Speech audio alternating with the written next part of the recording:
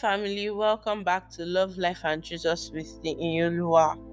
This is a space where we talk about real life, honest faith, and the healing journey through God's love. Here, we don't pretend to have it all together. We ask the hard questions, we sit with the truth, and we let Jesus meet us in our waiting, our becoming, and our everyday moments. If you're new here, I'm so glad that you found this space. And you've been rocking with me, welcome back. I'm your host, Iyinoluwa.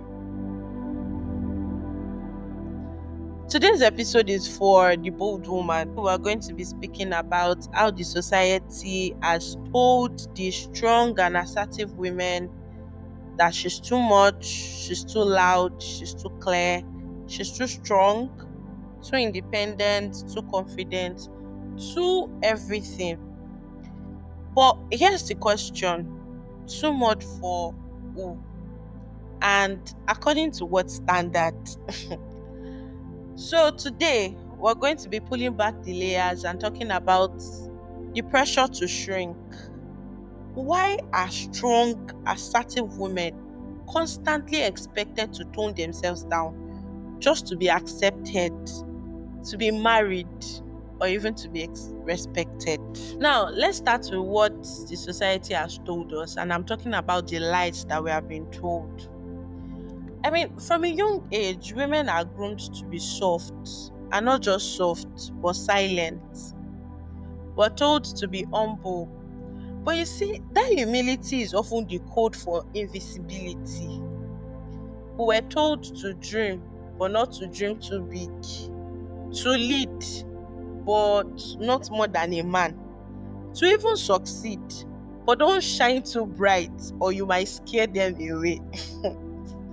And the funny thing is that marriage is now dangled like a price you must earn by dimming your lights. I remember growing up and being told to tone down my boldness. You are too assertive. You talk too much for a girl. You are even acting like a man. All because I knew what I wanted and I was not afraid to say it.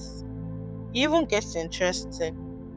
I remembered when I moved to Lagos and I moved into my own place and I was ready to set up my house. And I was being told, don't buy chairs. Uh-uh. In fact, the person that told me said that it's a man thing that I should be concerned and be involved in setting up the kitchen more than setting up my house. It even gets worse. I was even told not to buy a TV or even get a microwave or even get a fridge because if I got all of these things and then a man came into the picture, it was going to be threatened by these things that I have. And I'm like, threatened and intimidated because I'm just living responsibly. There was a time when I also wanted to get a car and I went to ask a mentor for advice. And you know what I was told? Ah, what if your husband does not have a car? What's going to happen? And as at that time, I was even single. There was not even any relationship in sight. And that those moments stayed with me because it made me realize that being bold, successful, or even prepared was seen as a threat to a future that had not even entered yet. I once dated someone that made me feel like I had to shrink. In fact, I was shrinking myself to accommodate him in that relationship. There was a time that he hurt me and I asked for an apology. And instead for him to apologize, he turned the entire situation around and it caused a big fight. So I went to his pastor because there was nothing I was doing that was working. I went to explain the situation to his pastor. And you know what I was told? Was like, why would I demand an apology? Am I not a woman? That I'm very tough.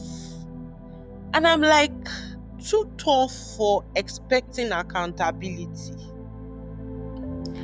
See, you'll be like, you have stories. I have, oh, I have. There's another time that I was talking about our future with this same person, and I was like, when we have kids, so we are going to get nannies. And I remembered where we were taking a stroll on my street that day, and he just said it in Yoruba that I was trying to dodge house chores. I'm going to say what exactly he said. He said, ah, ó fẹ́ kágbanálé, ó ti fẹ́ máa yọ iṣẹ́ léṣe sílẹ̀ nìyẹn. That was what he said. And for my non-Yoruba speaking audience, it means that I'm trying to dodge house chores by getting a nanny. And you know that when I told somebody, an older woman, about what he said, she didn't see anything wrong because she felt like, why am I speaking about getting nannies to my partner? Don't I know that it's going to scare him away? And you know that after that relationship ended, before I got into a relationship, I was always hearing comments like, "This your standards are too high, oh. Men will not date a woman like you. Don't chase him away with that boundaries, oh. You are too ambitious. You are too kinikon." And you know, even after I came into the picture, I've gotten advice like, don't be too controlling, no. Be very gentle. In fact, somebody even advised him or stylishly asked him if he could control me. Because apparently, being strong means that I needed to be tamed. Voila. Now, the truth about being bold is that boldness is actually not rebellion, and strength is not pride. Also, being assertive is not arrogant. I consider them as gifts, God given gifts. The Proverbs 31 woman was a business woman, she was a planner, and she was also a woman of strength and dignity. She did not shrink, she shined. And let me be honest, shrinking yourself to be loved will only lead to resentment because you'll be spending your life pretending to be someone you're not. And at some point, you will not be able to keep it up for long. The max is going to fall off. And then what's going to happen after that? You know, it's wild that what's celebrated in men, confidence, drive, leadership, is seen as threatening a woman. A man can be decisive, a woman is bossy. A man speaks up, a woman is disrespectful. A man leads, when it comes to a woman, is too much. And the sad part of this entire thing is that this mindset is not just from men alone, even women, especially older women. It feels like they pass down their own experience. You must experience it, like tone it down so you can marry well. It's like when you are bold, you just have to stay quiet and eating. Like boldness is only okay when it is quiet and it is eating. But why does clarity read as arrogance, and why does confidence feel like rebellion? What exactly it is that ruffles feathers about women that knows what they want and they stand their ground for it? Why does it ruffle feathers? To all of my bold women that are listening, I'm going to tell you that you don't need to water yourself down to be worthy of love. I also need to know that the right man is going to be intimidated by your strength, is going to be inspired by it.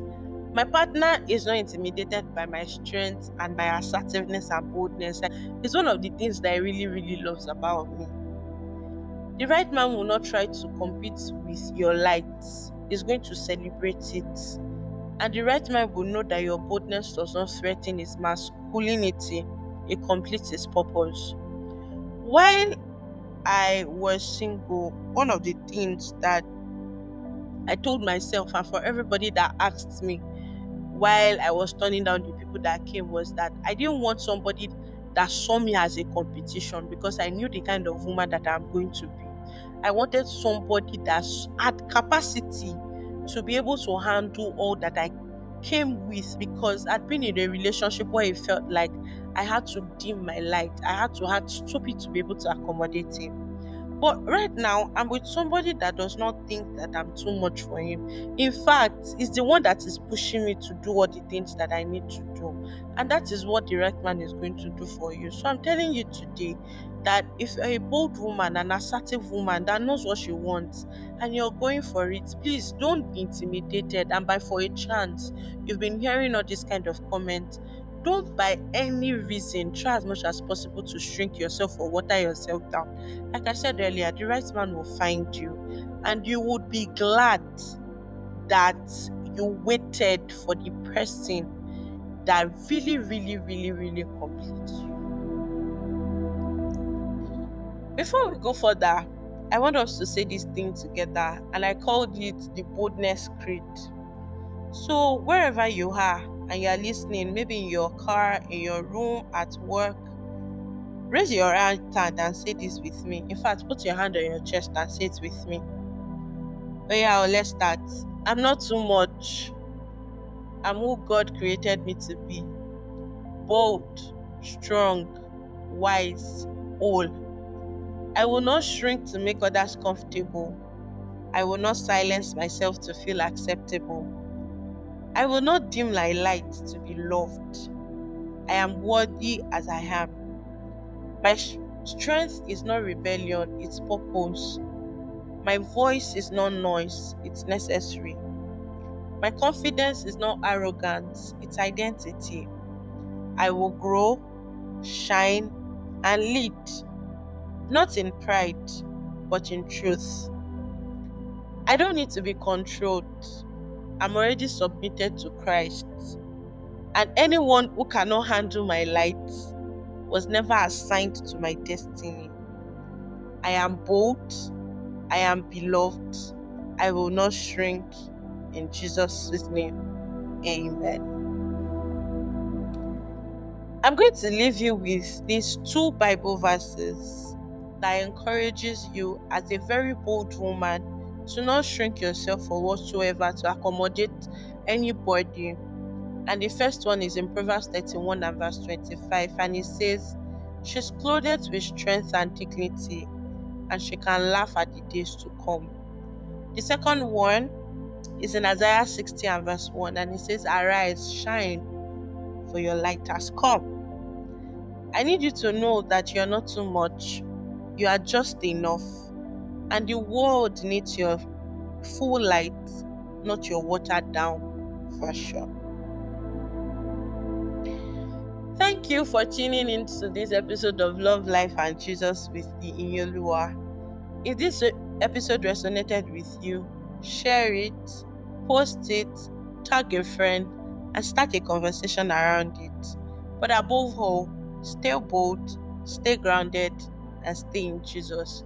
With all my love, Iyinoluwa.